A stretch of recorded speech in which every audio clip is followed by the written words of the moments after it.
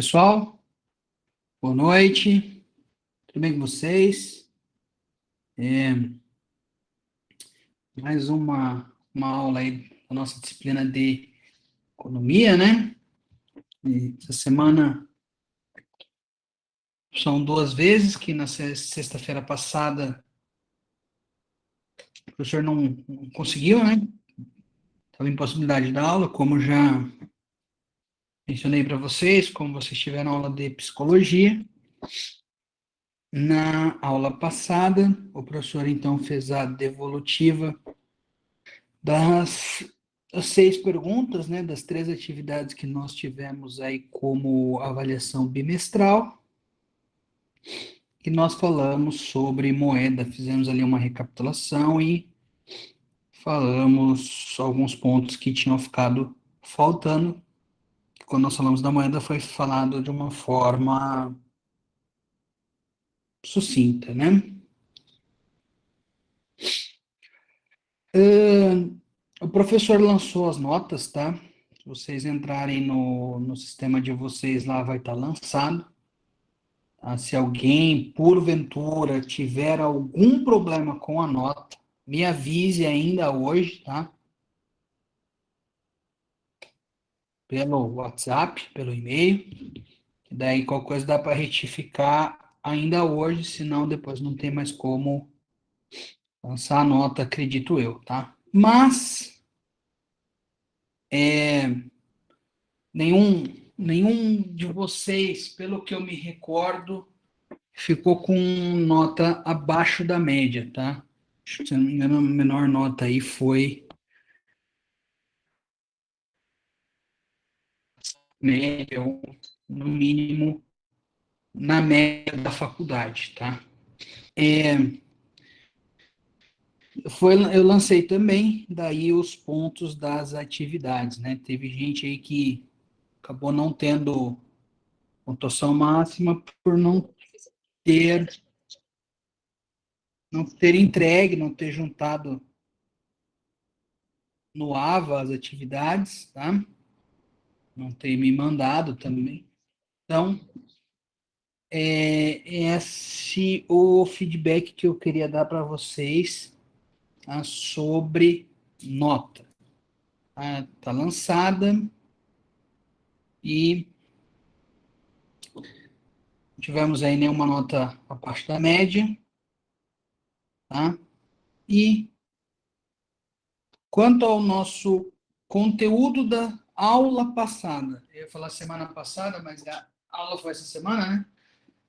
Alguém tem alguma dúvida, algum comentário?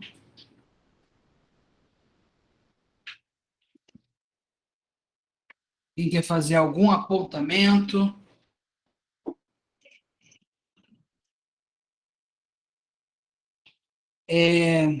Gustavo.camin@smg.edu.br.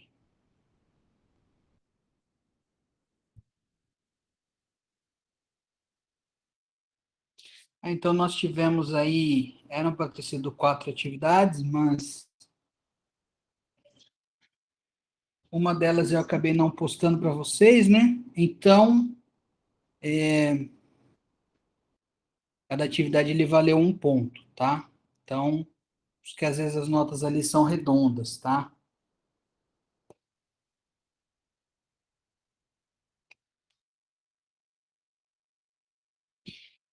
E, só relembrando para vocês, eu acabei demorando um pouco mais para postar, porque era muita atividade, né? Vocês fizeram, cada aluno fez 3 arquivos, né? E são vários alunos. Até peço desculpa aí pela demora de ter postado, né? O professor está corrigindo essas atividades, para vocês terem ideia, desde quarta-feira.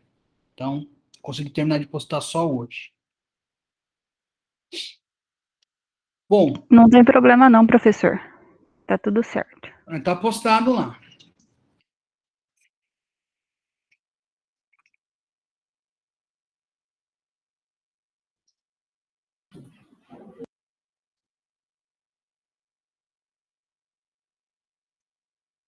Bom, como na aula passada O pessoal aí não, eles não têm apontamentos, né? Então, vamos aí iniciar um novo conteúdo, tá? Então, lá na nossa primeira aula, quando eu falei para vocês, né, do plano de ensino, nós fizemos uma introdução à matéria. Falei para vocês que nós tínhamos algumas formas de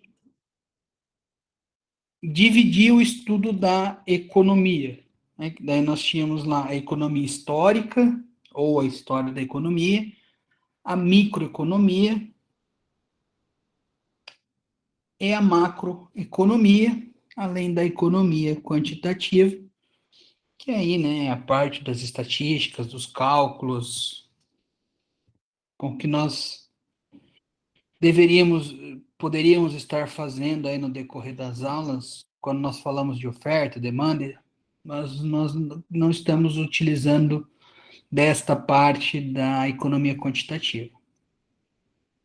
Então, quando eu falei para vocês lá, né, a microeconomia, então, nós fazemos uma análise pormenorizada, né? Nós fizemos uma análise de quem são os agentes de forma individualizada, quem são as empresas, quem são os consumidores, quem faz parte do poder público, né, toda a estrutura do mercado, as forças do mercado. Hoje, nós vamos começar, então, a estudar a macroeconomia. Tá? A macroeconomia, ela faz um estudo mais amplo, né? Ela faz uma análise global. Né? O, Poderíamos fazer uma alegoria aí, por exemplo, né? Uma analogia de se eu sobrevoo a floresta amazônica de avião, de helicóptero, eu vejo ela de longe, então eu vejo ela ampla, né? Eu vejo que tem o rio, vejo que tem todas as árvores, mas eu não consigo visualizar de uma forma concreta quais árvores tem ali, quais as espécies dessas árvores, quais os animais que efetivamente existem ali, quais as espécies dos animais. Diferente se eu estivesse a pé. Se eu tivesse a pé, eu conseguiria ver cada uma dessas espécies, estudar cada uma delas. Então, essa visão aí de eu estar a pé seria a microeconomia e a situação de estar vendo de longe, ali, vendo de um helicóptero ou de um avião, seria a macroeconomia. Então, a macroeconomia, pessoal, ela estuda situações agregadas. Então, nós vimos a oferta. Né? Quando nós vimos lá, nós vimos ou a oferta de um determinado produto ou de uma determinada empresa. Tá? A macroeconomia ela vai fazer uma análise de oferta agregada. Então, ela vai analisar toda a oferta de um determinado território. Podemos colocar aí o território municipal, estadual, federal, global. Tá? Global acaba sendo um pouco mais difícil, mas tem essa possibilidade também. Né? Daí, não é que não seja possível. Daí nós temos que levantar de todos os países. Né? Acaba, para operacionalizar, acaba ficando mais difícil. De outro lado, nós vamos ter aí a demanda agregada, vai ser a soma de toda a demanda numa determinada área. Assim como a oferta agregada, nós temos que fazer essa análise também dentro de um determinado período de tempo.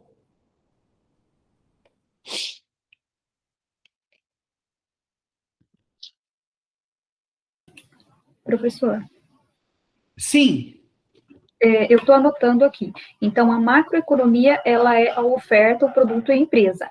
Não, é o contrário, né? A macro é global, até nível global, e a micro é o produto e a empresa.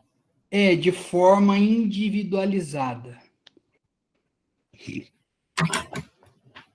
Então, individualizada.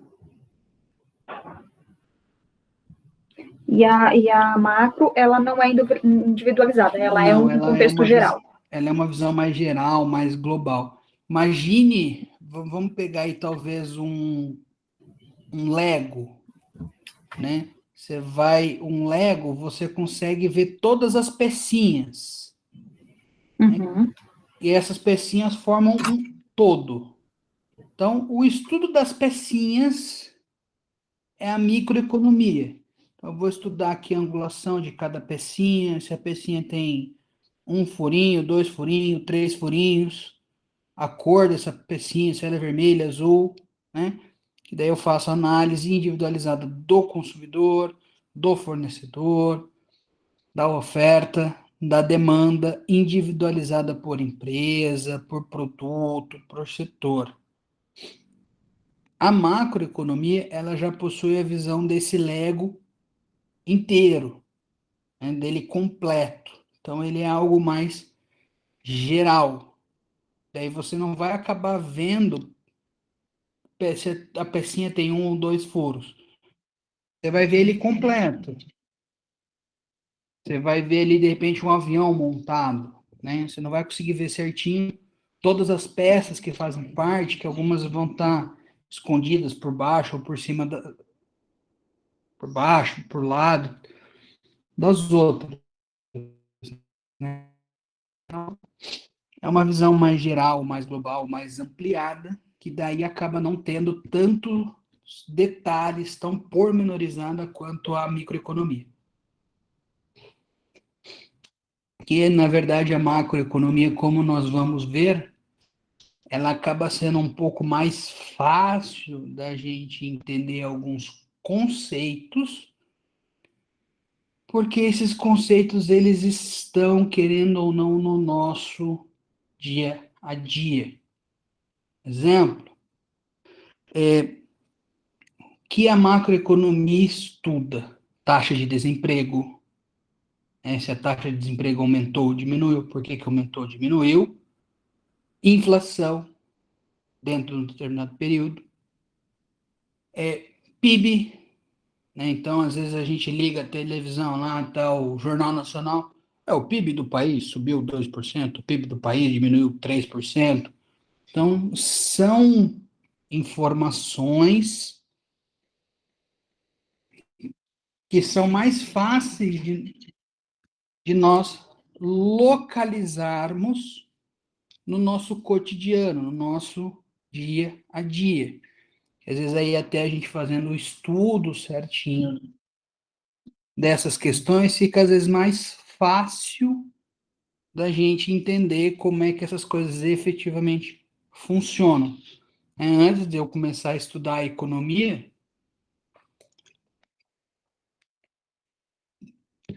era mais difícil de entender o que é um, o que é o outro, o que é PIB, o que é PNB, o que é PIB líquido, né? Então, nós temos aí algumas situações, algumas diferenciações.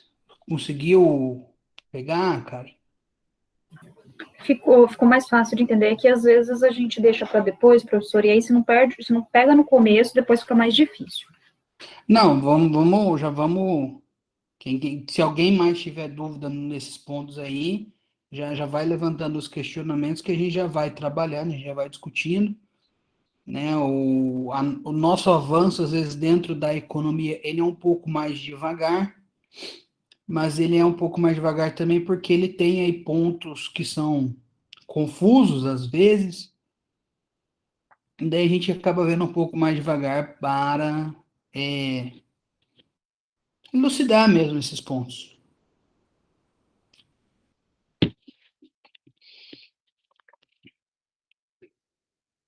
Bom, Quando nós vimos lá, nós tínhamos visto, né, os problemas lá de o que produzir, como produzir, quanto produzir, para quem produzir. Dentro da macroeconomia, nós também vamos ter alguns problemas.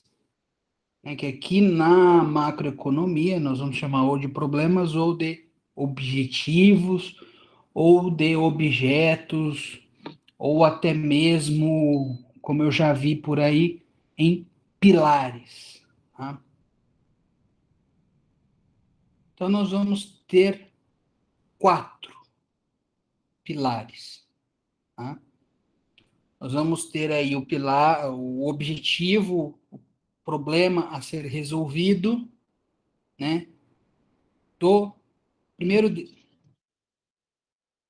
primeiro deles, de ter um preço estável dos produtos. Ah, professor, o que vem a ser um preço estável dos produtos, né? Qual que é o dilema, qual que é o problema? Se nós temos esse objetivo de ter os preços estáveis, o que nós vamos estudar aqui? Nós vamos estudar a inflação ou deflação, né? Por quê? Porque se eu tenho uma inflação muito grande, muito pequena ou uma deflação, meu preço ele não é estável. Ou, né, levando em consideração aí que, em tese, tá, todo o país tenha uma inflação, em que nível essa inflação atrapalha ou não, tá, a macroeconomia. Porque nós temos que traçar metas, nós temos que traçar planos para com esses objetivos, tá? Que eles são analisados a uma questão mais a longo prazo, né? Porque quem acaba cumprindo, quem acaba fazendo essas análises de macroeconomia é ou o município, ou o estado, ou a nível país Brasil, tá? Que aí, então nós temos que ter este controle dos preços estáveis ou que eles, se não forem estáveis, né, se eles tiverem uma variação, que ela seja uma variação menor possível. Eu não vivi na época, na verdade eu vivi, mas eu não lembro, porque nasci no final da década de 80, nós tivemos ali no período, né, 1990, 91, 92, essa estabilidade dos preços não observada, né, ou um problema econômico grande, de que nós tínhamos ali uma inflação que ela era muito alta e que às vezes acabava acontecendo ali semanalmente, mensalmente ou semanalmente essa elevação. O que essa elevação provoca? Bom, se sobe o preço, a minha renda continua a mesma, eu vou diminuir uma quantidade que eu compro ou eu vou deixar de comprar algum produto, analisando de forma microeconômica. Em macroeconomia, fazendo uma análise global, você efetivamente vai ter uma diminuição da renda. Então, manter um preço estável ou que ele varie o menor possível é um dos objetivos e um dos problemas da macroeconomia. Tá? Nós temos aí, inclusive, aconteceu essa semana, a reunião do Copom, né, do Comissão de Política Monetária, que aumentou a nossa taxa de juros básica da economia de 2,75 para 13,5. Tá? Das justificativas para ter esse aumento é a questão de tentar controlar a inflação.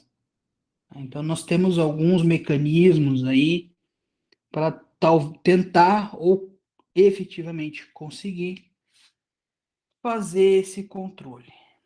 Ou, pelo menos, diminuir ou retardar a evolução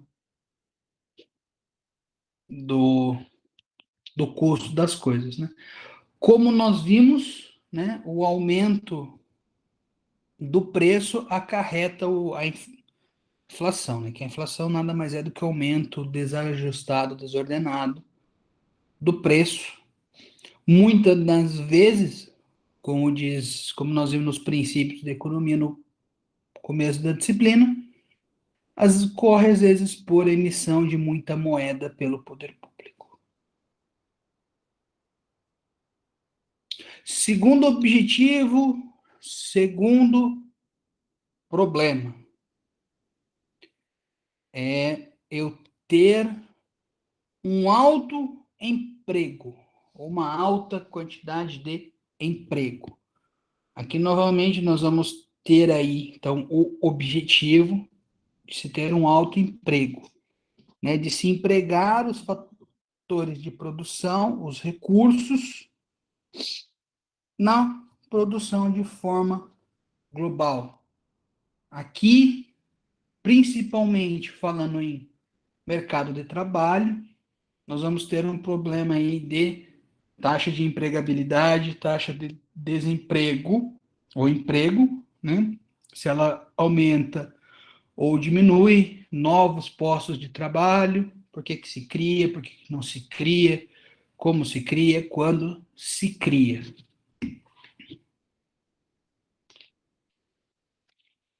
Então, o objetivo é chegar a não ter o desemprego, né, ou ter cada vez mais um alto emprego dos fatores, diminuindo ao máximo, né, esse número de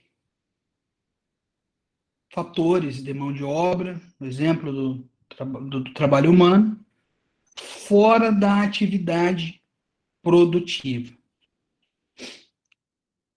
Nosso terceiro objetivo, ou o nosso terceiro problema,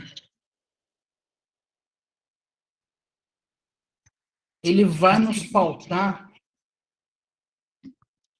na questão do crescimento. Né? Nós vimos lá nos princípios também que quanto maior o crescimento, maior a produção de um determinado país, maior é a sua qualidade de vida, né? De acordo com os princípios do professor Mankiw. Então aqui nós vamos falar de crescimento, nós vamos falar principalmente aí de aumento de produção, aumento de compra, aumento de venda, né? Aumento do produto. E nós vamos ver aí que nós temos produto interno bruto, produto nacional bruto, né? Que são duas formas diferentes de se fazer essa análise, que se equivale, né? Como nós já vimos na economia, tudo o que eu ganho, eu gasto. Né? Então, o meu gasto, de forma racional, pelo menos, tudo aquilo que eu ganho, eu gasto. Né? Seja eu poder público, seja eu empresa, seja eu consumidor. Então, como é que eu faço para aumentar, para ter esse crescimento? Né? Como é que faço para ter um desenvolvimento, para aumentar essa questão? Como é que eu fomento, como é que eu não fomento? Né? Então, é o objetivo, é ter esse crescimento, ter esse fomento, e o problema é como se fazer. E o quarto é uma divisão da renda, de uma forma aí cada vez mais igualitária. Nós sempre temos o problema de que a renda, ela fica, a sua maior parte fica na mão de poucas pessoas. Então, eu tenho que ter aí um efetivo aumento nessa distribuição de renda para que ela se torne uma situação cada vez mais igualitária.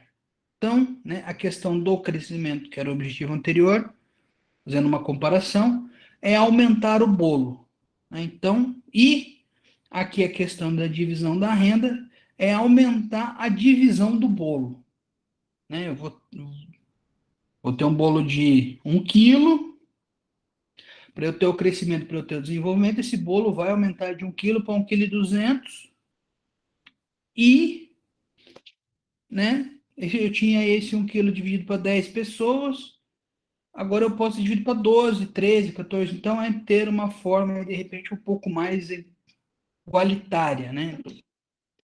Colocando aqui se fosse tudo certinho, né? Vamos colocar que 1/3 desse bolo fique com com 2 pessoas, e os outros 2/3 fiquem com 10 pessoas, né? Então, se busca fazer a divisão de uma forma mais equânime. Aqui talvez nós tenhamos, tá, dois objetivos, dois problemas que podem andar juntos. Quando eu tenho o crescimento, eu tenho uma melhora da qualidade de vida, eu acabo tendo talvez um maior emprego, e eu acabo tendo aí uma maior ou uma melhor divisão da renda entre a população. Até aí, alguém tem alguma dúvida?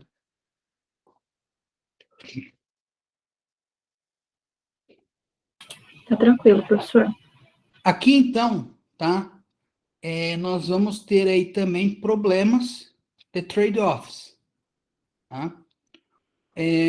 Por que que eu falo isso para vocês, né? Com base nos estudos que pode ser feito, nós não conseguimos aí um gestor, né? Vamos colocar aí a nível nacional, que consiga cumprir de forma mínima esses 4 objetivos, né? Talvez você vai ter aí um presidente que ele foque mais no trabalho, né? No alto emprego. Com essa questão do alto emprego, ele de repente acaba aumentando o salário mínimo. Só que talvez acabe aumentando o custo da produção, você acaba não tendo um crescimento tão desejado, ou acaba não tendo um crescimento, né? Dessa forma, você vai ter ali uma divisão, de repente, uma renda sendo aglomerada cada vez mais na mão daqueles poderosos, ou talvez ela consiga ser dividida de forma mais equânime, mas em um valor menor para cada um, em vez de ser um valor maior para todos, né? Então, você acaba sempre tendo esses problemas, né? Eles acabam sendo cíclicos, né? Se você buscar, de repente, cumprir de uma forma maior 2 desses objetivos, solucionar esses problemas, você acaba tendo maior problema nos outros, né? Hoje aí, talvez, né, com essa questão da pandemia, nós tenhamos uma condição um pouco complexa de se falar isso aí, né? Mas você teve, com o pessoal ficando em casa, você teve empresas fechando. O que o presidente queria? Que reabrisse. Se reabrindo, talvez você possa ter novos empregos. Você pode reabrir e não ter emprego, né? Porque as pessoas não vão comprar. Então você não vai ter o alto emprego das atividades. Você não vai ter um crescimento. Você não vai ter divisão de renda. Mesmo que às vezes se tente fazer, tá? Não estou defendendo, não estou criticando o presidente, fazendo uma análise macroeconômica aí, talvez, da situação que nós temos hoje, né? De você, talvez, buscar um viés mais liberal, né? Menos intervenção estatal, você permitiria que as empresas abrissem, que talvez elas tivessem um emprego maior, talvez teriam uma renda maior, o menor número de desemprego, talvez um controle maior da inflação, né? O poder público não precisaria aí ter aumentado de forma tão severa aí em 5 meses, né? Quase dobrado a taxa Selic, né? Pelo Copom. Então, nós temos essas situações. Aqui também nós vamos ter um problema, né? Que às vezes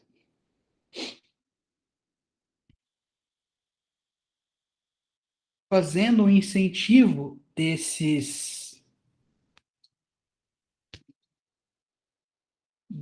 fatores de produção, desses fatores de produção não, minto, desses fatores, desses objetivos, você acaba numa forma cíclica também, né, criando alguns problemas. Vamos colocar aí que você incentive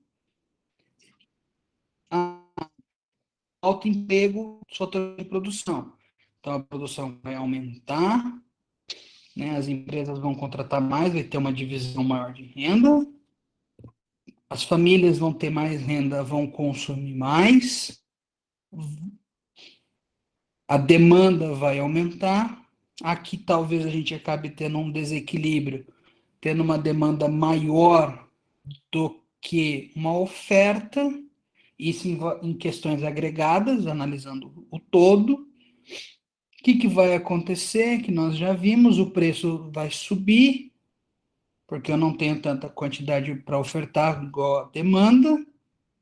Preço subindo de forma desenfreada vai acarretar a inflação, o preço das coisas não vão ficar mais estáveis, aí talvez não seja mais interessante eu ter todo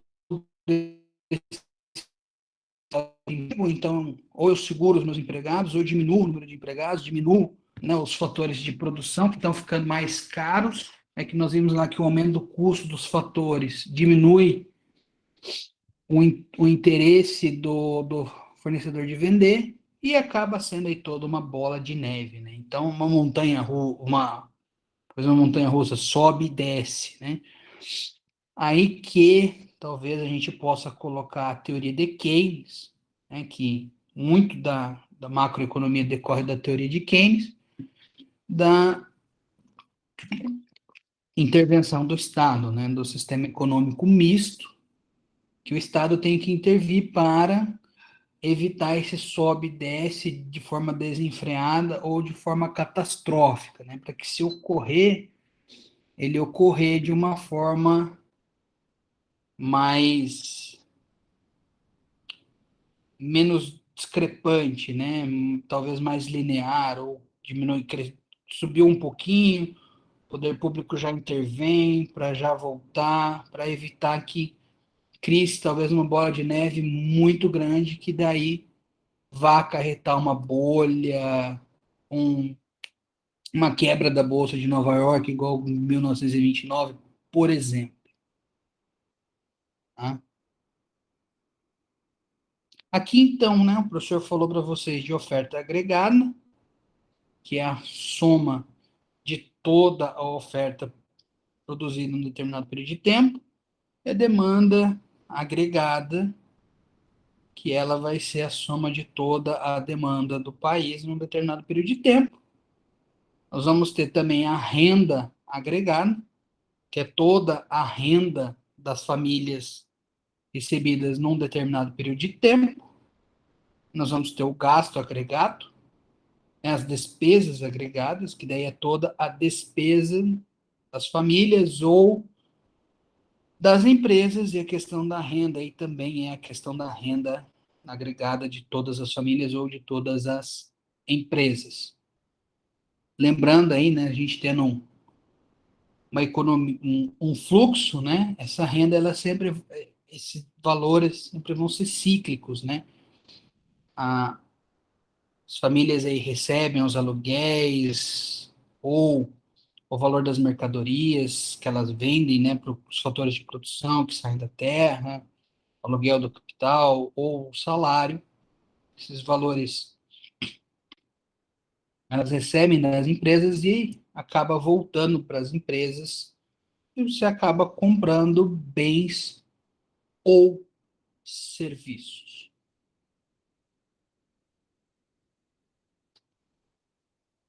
Aí, tá? Nós vamos ter, então, dois grandes agregados muito importantes, tá?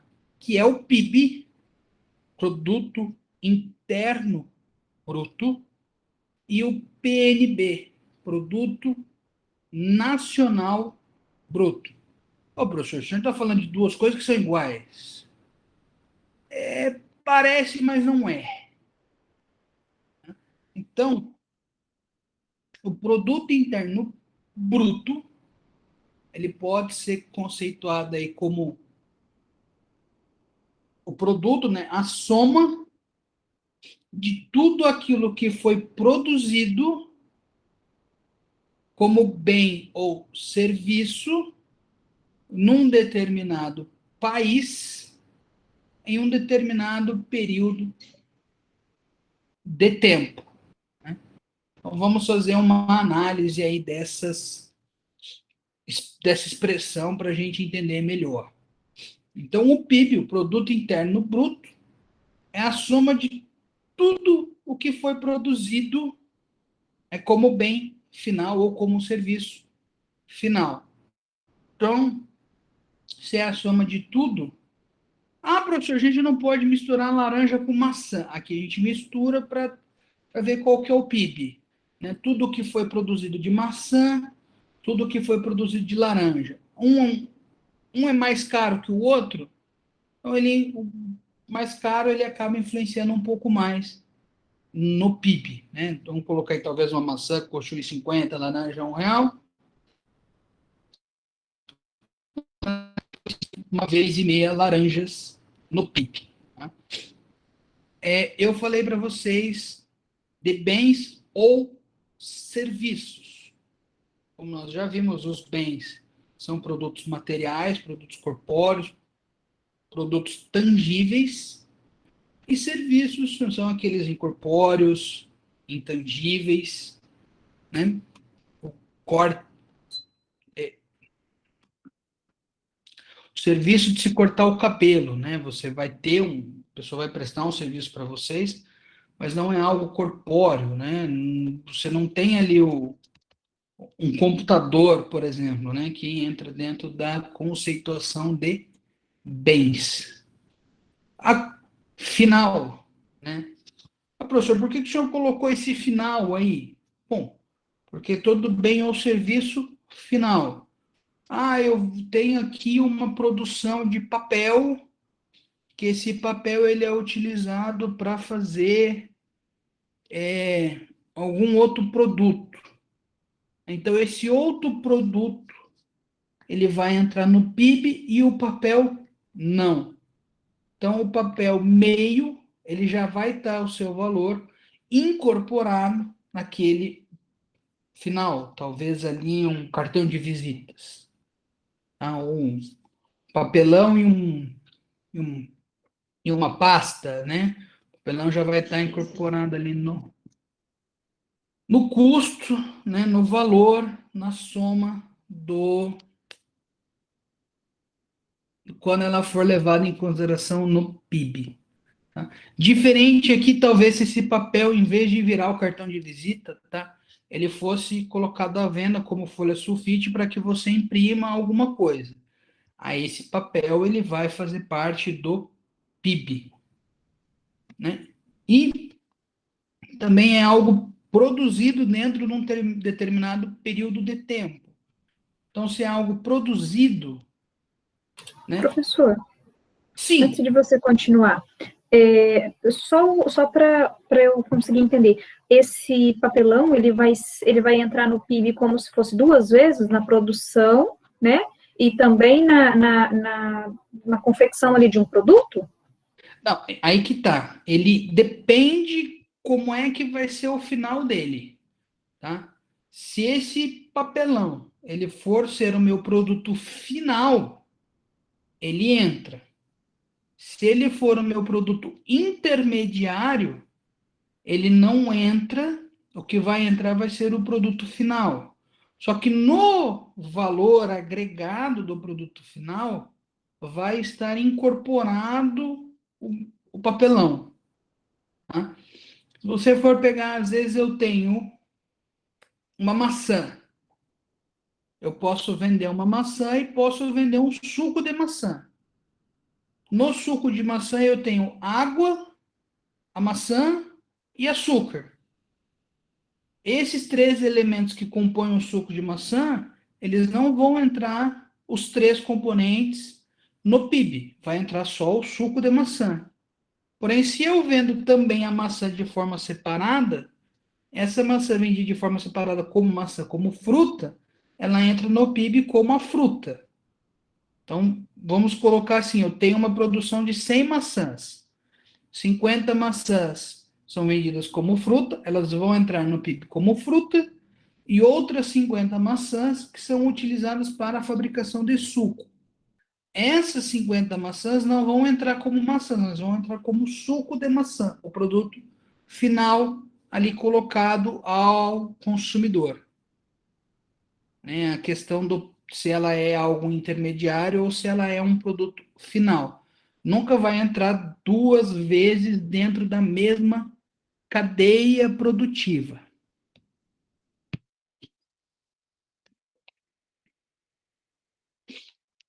Entendido? Sim, outra coisa, para eu ter uma comparação, quando se fala em produção e produção, né, que fica para o Brasil e que é para exportação de soja, e aí ele vai entrar no PIB como soja, porque é exportação. Então tem algum órgão regulamentador que sabe, define isso daí, o que é produto final e o que é produto fim e o que é produto puro, digamos assim. Sim, quando o PIB vai ser feito, aí você vai ter um órgão público, né? Vamos colocar aí no Brasil, se eu não me engano, é o IBGE, Instituto Brasileiro de Geografia e Estatística.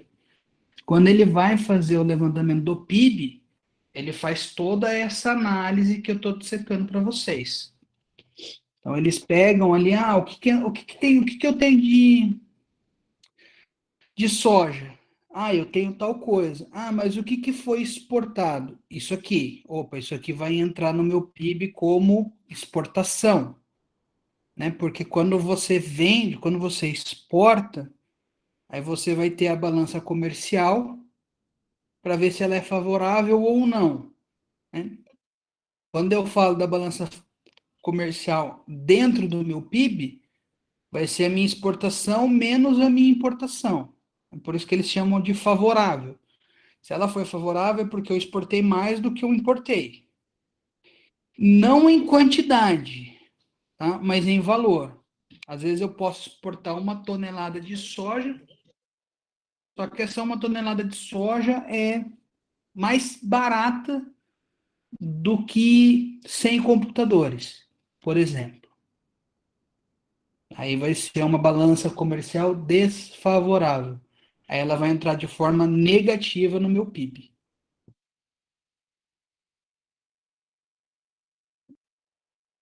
Entendi.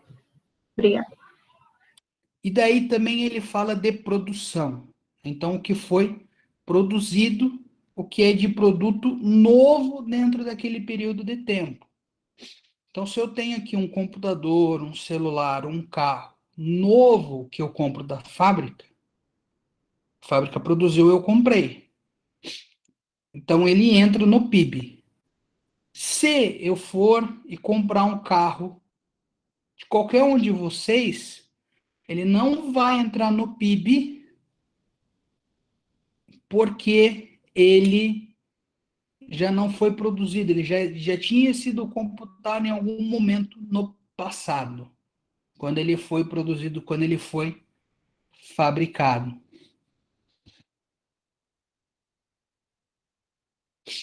Num determinado país, então nós vamos ter aí uma situação geográfica específica, tá? Então nós vamos ter um PIB de um país, PIB do Brasil, PIB dos Estados Unidos, levando em consideração toda a estrutura geográfica. Eu posso subdividir, professor? Posso querer saber qual que é o PIB de Maringá? Até não sei nem se tem essa possibilidade, tá? Mas vamos supor que tenha, que exista alguém que faça esse estudo. É possível. Porém, tá, o conceito mais aceito, mais adequado aí, seria o a nível país. Até porque tudo aquilo que é produzido no município, ele é feito, incorporado dentro do PIB do país. Você poderia individualizar os PIB dos municípios, os PIB dos estados. Possível. Talvez daria um pouco mais de trabalho, mas é possível. Mas, tá? O mais interessante, principalmente quando nós falamos de macroeconomia, é nível nacional. Em um determinado período de tempo. Normalmente, esse período de tempo, ele engloba 12 meses, um ano. Professor, mas a gente vê no Jornal Nacional que o PIB do Brasil no primeiro trimestre subiu, sei lá, vou chutar aqui, 0,6%.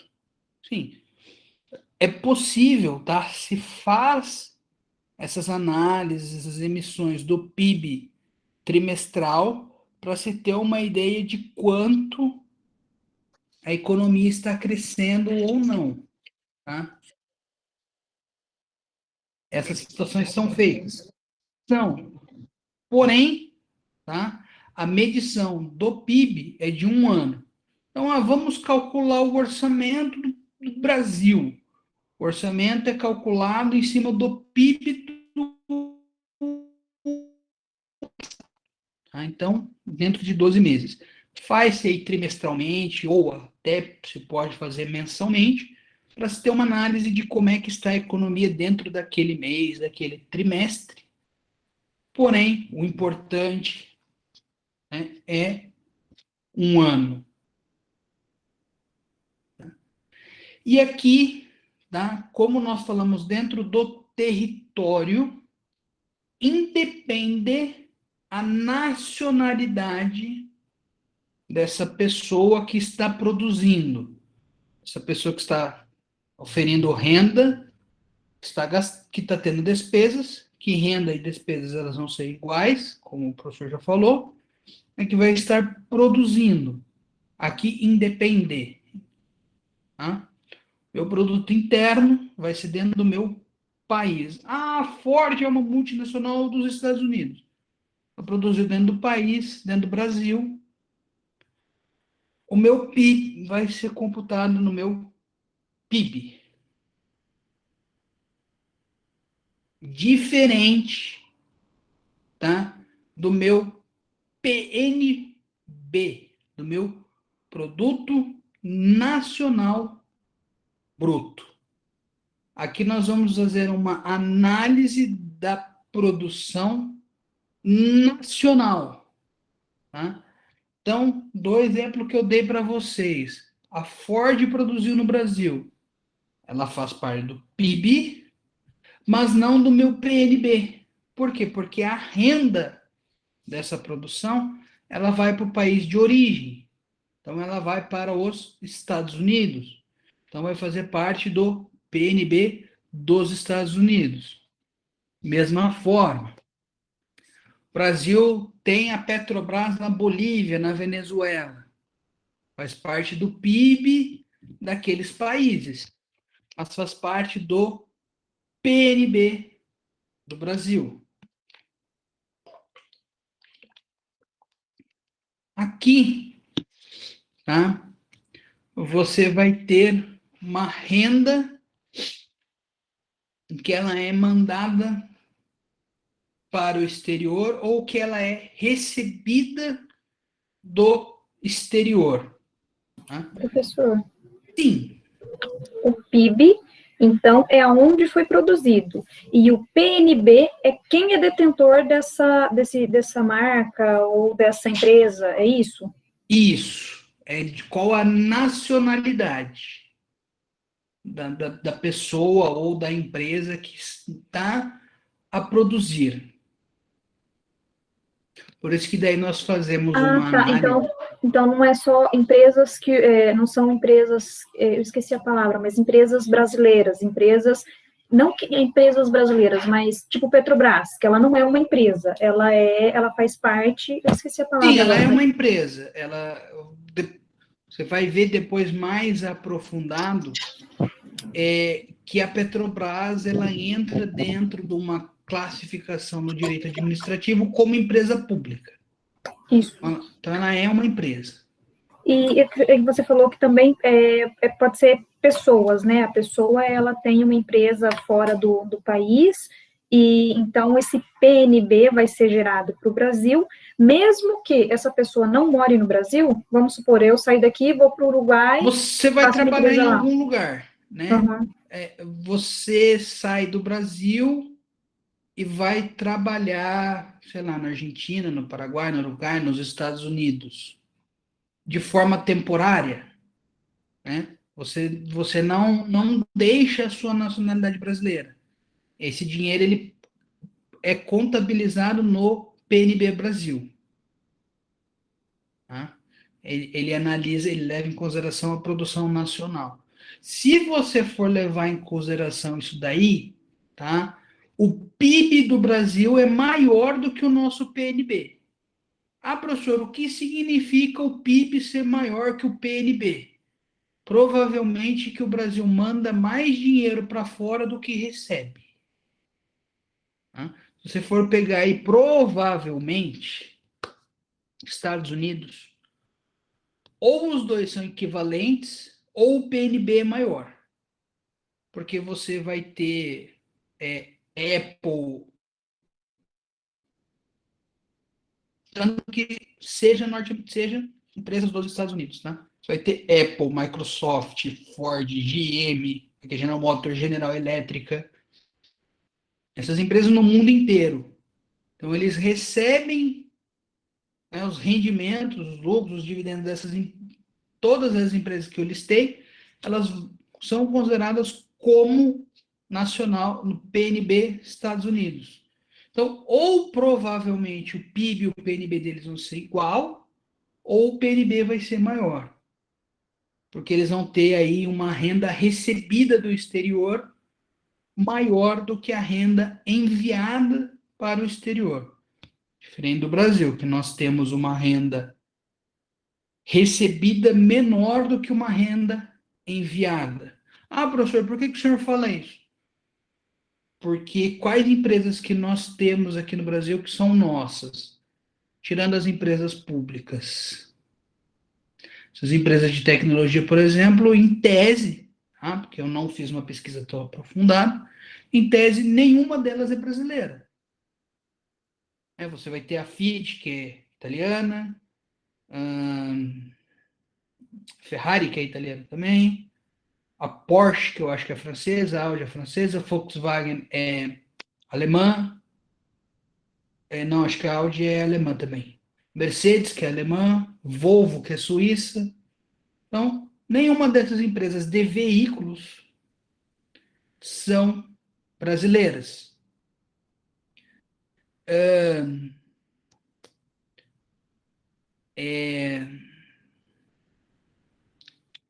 Se for levar uma análise aí, talvez, né, de joias, eu não tenho tanto conhecimento, mas marcas de relógio, né, boa parte delas são europeias, né? Nós temos, acho que agora no Brasil, né, uma marca nossa aí que é a Vivara, né? Mas se você for pegar o Rolex, acho que é suíço, né, você vai ter outras marcas que são.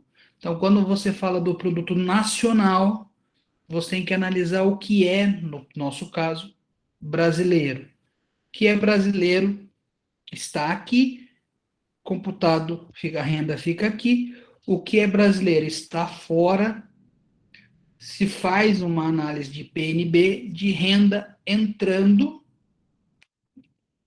e aquilo que é de outros países, se faz uma análise de renda saindo. Por isso que se fala em renda enviada e de renda recebida.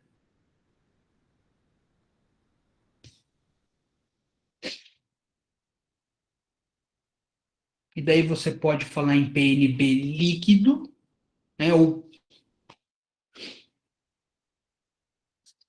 que é toda essa questão, toda essa renda nacional, menos a depreciação. Ah, professor, o senhor falou difícil agora. O que é depreciação? Bom, meu computador ele tem uma obsolescência programada, né? O celular também. Isso é uma depreciação. Ô, o professor falou difícil de novo. O que é uma obsolescência programada? De tempo em tempo, sei lá, de 2 anos em 2 anos, você tem que comprar o celular porque o celular não funciona mais. Ficou obsoleto. Computador, cada 5 anos, né? Então, aí é a obsolescência, né? É a depreciação.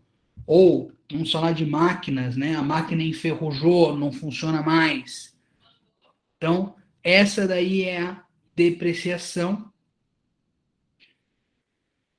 Subtraindo essa depreciação do meu produto nacional bruto, eu vou ter o meu produto nacional líquido, né, o meu PNL, que vai ser igual daí a minha renda nacional.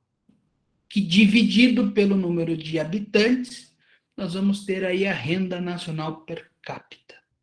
Ou também nós podemos pegar o PIB e dividir por número de habitantes, que nós vamos ter o PIB per capita. É per capita, aí o termo latim, que significa por cabeça ou por pessoa. É, exatamente é por cabeça, né?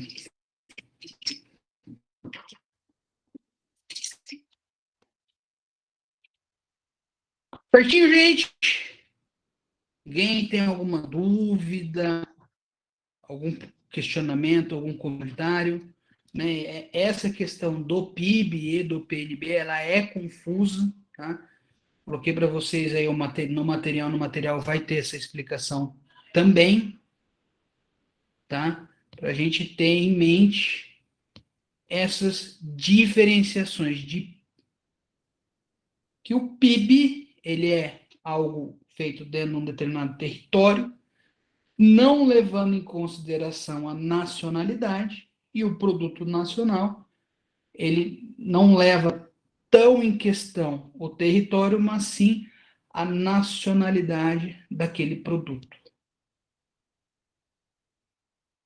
Em relação a tudo que nós vimos hoje aí, né, do que é a macroeconomia, dos objetivos, dos problemas da macroeconomia, e de PIB e PNB, alguma dúvida, algum comentário, algum questionamento?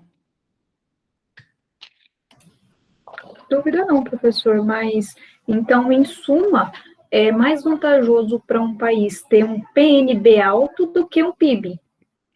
É isso? Depende o ponto de vista que você quer levar em consideração. Você quer levar em consideração o que é produzido dentro do país ou o que é produzido pelas pessoas do país? Eu estava vendo em questão de valores mesmo, porque se as empresas, pelo que você estava comentando, os países desenvolvidos, eles têm maior PNB, então eles preferem não ter um PIB tão alto para ter empresas espalhadas pelo resto do mundo. Não, não é que eles não vão ter um PIB alto, Karen. Eles vão ter um PIB alto. Até porque eles têm, por exemplo, os Estados Unidos é o país mais rico do mundo hoje. Daqui a alguns anos vai ser a China, dizem, mas hoje ainda é os Estados Unidos. Então, eles possuem as empresas lá, eles produzem bastante lá. Tá? Se o PNB deles for maior que o PIB, não é muito, tá? Porque eles têm empresas espalhadas pelo mundo inteiro. É mais vantajoso para o país ter um PIB ou um PNB? Qual deles mais elevado? Tudo depende. Por quê? Se eu for levar em consideração que o PIB é tudo que é produzido dentro do território, é uma forma de eu analisar que aquele território, que aquele país está crescendo. Né? É um medidor da qualidade de vida. Apesar de alguns dizerem que o PIB não mede saúde, não mede educação, não mede segurança, porém, com um PIB maior, o meu país vai crescer, então eu vou ter maiores condições de saúde, maiores condições de educação, maiores condições de segurança, tá? Dentro do meu território. Meu produto nacional, ele vai fazer a análise daquilo que foi produzido pelos meus nacionais, né? Então, não só o que é produzido dentro do meu território, mas o que é produzido pelos meus nacionais também lá fora. Lá fora, no mundo como um todo. É mais vantajoso ter um ou ter outro? Tudo depende. Porque hoje, tá? Qual é o maior ponto do PIB brasileiro, como produto nacional brasileiro? É a agropecuária. Nós exportamos muito alimentos de agropecuária, nós exportamos muito matérias-primas metais, né? O ferro, minérios, etc. Nós importamos muita tecnologia, ou nós temos empresas de outros países produzindo suas tecnologias aqui dentro. Então, assim, é interessante para o país fazer essas duas análises, tanto de PIB quanto de PNB. Eu não consigo te dizer qual delas é mais vantajosa. Normalmente, o que você vai achar em noticiários, hoje no Brasil, é PIB. Tanto PIB Brasil, quanto Estados Unidos, Europa, China, vai se utilizar de PIB. Tanto que, lá, me parece que um dos únicos países que em 2020 teve um PIB positivo, teve um crescimento, foi a China. É curioso, né? Eles espalham atões pelo mundo e eles crescem, o resto do mundo diminui. Mas, enfim, é uma crítica, uma reflexão. Mas aí tudo depende do que você quer analisar. São dois indicadores diferentes. Eu não consigo dizer que eu ter um maior que o outro é melhor ou é pior, é benéfico ou não. Tudo depende o prisma que você quer olhar. Entendi. É mais do contexto. É mais do contexto. Certo, gente? Alguma dúvida, algum comentário, algum questionamento? Certinho, professor. Obrigada.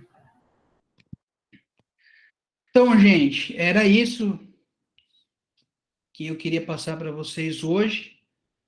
Tá? Então, aí, postei o material lá, depois eu vou postar o vídeo, assim que o vídeo chegar para mim.